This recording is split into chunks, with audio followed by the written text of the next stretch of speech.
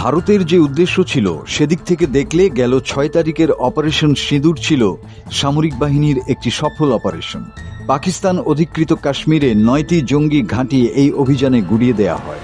সপরিবারে নিহত হন সশস্ত্র গোষ্ঠী জইশ-ই-মুহাম্মদের প্রধান মোস্ট ওয়ান্টেড মাওলানা মাসুদ আজহারি। কিন্তু এই সামরিক কৃতিত্বের চেয়েও বড় হয়ে উঠে এর প্রতীকী তাৎপর্য।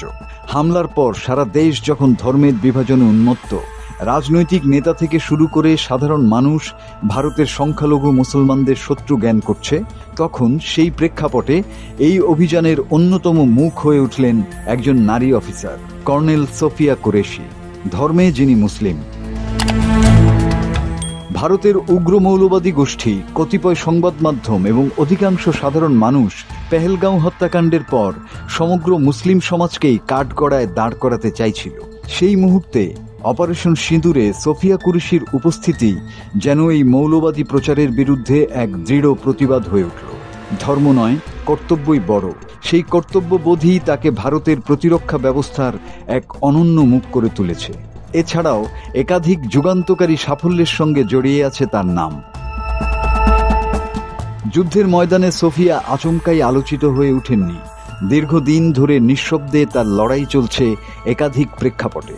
১৯৯৯ সালে অফিসার্স ট্রেনিং একাডেমি থেকে সেনাবাহিনীতে যোগ দেন কর্নেল সোফিয়া কুরেশি। একাধারে তিনি ভারতের সিগন্যাল কর্পসের প্রথম মহিলা কর্নেল।